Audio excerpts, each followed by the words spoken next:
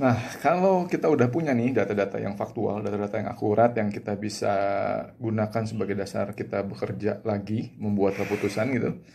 Lalu apa yang kita harus lakukan? Oke, gue ulangi. Yang paling penting adalah arus uang keluar yang tidak perlu, hentikan dulu. Pembelian bahan, pembelian barang lagi, cek tuh semua. Barang mana yang lagi diproduksi yang bisa kita hentikan dulu. Pahit di tengah jalan, tapi daripada kalau lu tidak hentikan itu, masalahnya adalah itu jadi masalah bagi lu dan juga nanti bagi vendornya. Mereka terlanjur mengerjakan terlalu banyak, mereka berharap dibayar sama kamu, kamunya nggak bisa bayar nanti. Emang pahit. Tapi ini yang penting adalah gini, kalau dalam keadaan krisis seperti ini, lu mesti ngelihatnya adalah jangan ngerem tapi lebih pelan. Kalau kita lagi melaju di gigi 4 misalnya gitu ya, kecepatan ngebut gitu. Sekarang itu yang disarankan adalah pindah gigi 3, pindah gigi 2. Tapi jangan berhenti. Berhenti banget bahaya. Tapi apapun yang kamu sedang produksi sekarang, coba diukur lagi mana yang perlu, mana yang tidak. Pembelian material, yang mana yang perlu, mana yang enggak. Karena bisa jadi di tengah jalan kamu mesti misalnya membuat tim startup baru atau pivot atau apa, membutuhkan material yang berbeda. Kalau uangnya udah keburu ke spend kan repot jadinya kan.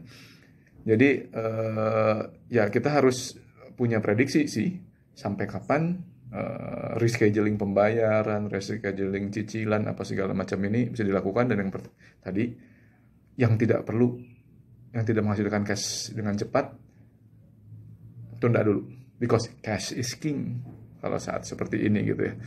Buat skenario jangka pendek, jangan ngobrolin jangka panjang dulu. Semua perencanaan kamu yang mungkin kamu sudah rencanakan di akhir tahun kemarin, bulan November, bulan Desember, Januari gitu ya, pertumbuhan perusahaan kamu akan sekian, udah bubar jalan itu bro. Bener sob, itu udah nggak undoable, itu nggak bisa dilakukan.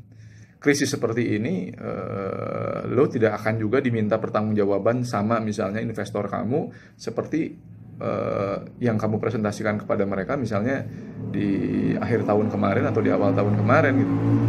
Nggak, mereka pun akan mengerti gitu. Nanti akan dibandingkannya justru sama industri-industri yang sejenis pada saat yang sama. Mereka berapa persen pertumbuhan, kamu berapa persen pertumbuhan, mereka berapa persen perlambatannya gitu ya, penurunannya, kamu juga berapa persen penurunannya. Pasti akan seperti itu. Nggak mungkin sih ada tiba-tiba, wah kamu harus tetap capai target sekian persen. Wow, wrong partner kalau ternyata dia mintanya seperti itu ya. Oke, nah ini ada mengenai PO misalnya seperti itu. PO yang udah terlanjur diturunkan, kamu bisa batalkan kok di bawah klausur force majeure. Tapi hanya bagi kamu yang disiplin. Disiplin memang kamu memiliki SPK gitu, surat perjanjian yang di dalamnya ada biasanya di ujung pasal force majeure. Kalau kamu tidak punya itu gimana? Silahkan ngobrol, tapi gue nggak tahu ujungnya di mana. Bisnis lo harus ada hitam di atas putih. Pas lagi kayak gini lagi butuh-butuhnya nih. Gitu. Jangan khawatir, bukan berarti kamu akan ngemplang pembayaran, enggak, nunda pembayaran. Karena kan kamu harus ngukur dulu tadi. Ngukur juga butuh waktu. Ketika ngukurnya udah selesai, masih baru act upon it gitu kan. Tapi itu butuh waktu. Sehingga nggak bisa tiba-tiba, wow semua PO harus ini. Semua lagi mencari solusi bagi masing-masing dan bagi keseluruhan rantai gitu ya. Jadi diskusi aja, dan memang bagusnya sih sebenarnya kalau udah urusannya PO, kamu udah keluarkan PO tertentu pada banyak pihak.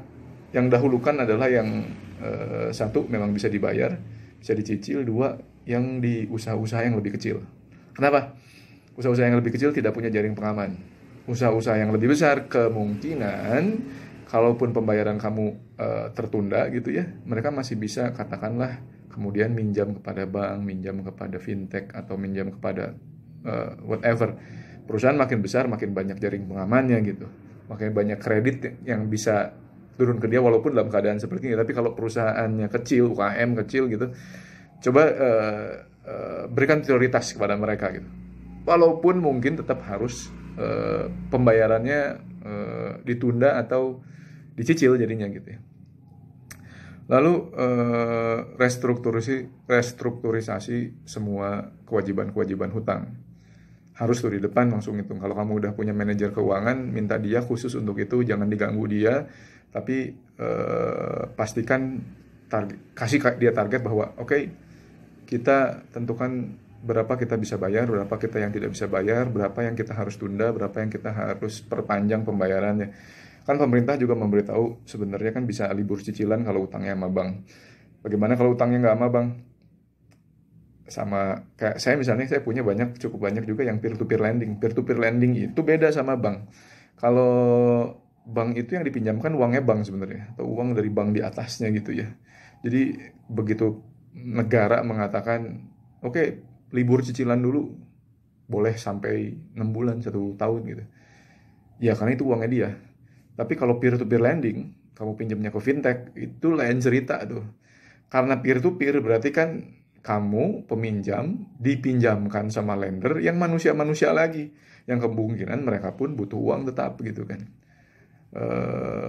Tapi paling tidak kamu bisa negosiasi juga. Tetap harus negosiasi gimana caranya. Ini karena ini mesti tanggung bersama, nggak bisa oleh tanggung satu perusahaan. Ini mesti kita disperse bebannya ke banyak pihak, dari kamu kepada tadi fintechnya kepada lendernya, lalu juga pada distributor juga ditanggung juga sama supplier juga. Ini semua menanggung bersama-sama biar nggak putus sendiri. Kalau ada cuma satu pihak yang nanggung, kamu saja misalnya, kamu yang tutup, rantainya putus, rantai ekonominya putus, itu yang bahaya. Jadi sekarang kita slowing down, but jangan macet gitu. Restrukturisasi ini penting, ngobrol baik-baik, jangan kabur ya, jangan ada niat kabur dari pinjaman, buruk. Indonesia kecil bung, apalagi dengan internet kayak begini gitu ya, kamu kabur dari kewajiban kamu, nggak akan dapat pinjaman seumur hidup kamu. Obrolin, segala macam bisa diobrolin.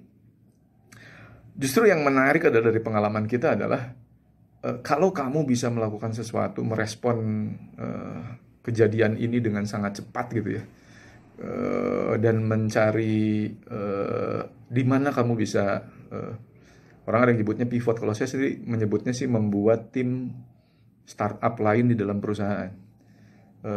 Jadi tim yang masuk ke sebuah bisnis lain yang kita tidak pernah masuk sebelumnya, seperti Torch misalnya, masuk ke pendesainan dan produksi APD. Kita merancang sebuah APD yang sangat bagus, yang studi saintifiknya apa segala macam kita kebut dalam waktu yang sangat cepat gitu, oleh tim yang kerjanya juga cepat, tim kurang tidur lah gitu ya. Tapi begitu kita masuk ke sana dan kita mendapatkan, di sini kita tetap, karena kita masuk dari yang awalnya bisnis produk dan produk traveling gitu, traveling kan kena tuh, kita bisa masuk, mengarahkan sedikit, berubah sedikit, supply chain-nya kita ubah, kita cocokkan untuk pembuatan coverall sama barcode, namanya Torchguard, nanti cari aja di internet, dan responnya sangat bagus. Menariknya adalah begitu kita masuk ke sana dalam keadaan seperti ini, ternyata demand-nya naik, demand-nya banyak. Kejadiannya adalah kurang duit untuk modal. Menariknya adalah ternyata lender-lender malah datang. Jadi kalau kita bisa melakukan tadi tuh, mau pivot kayak mau masuk ke bisnis baru gitu ya, atau sekedar cabang bisnis gitu ya, ternyata ekonomi ini masih jalan. Lender itu masih ada. Mereka mencari di bidang-bidang yang justru tumbuh.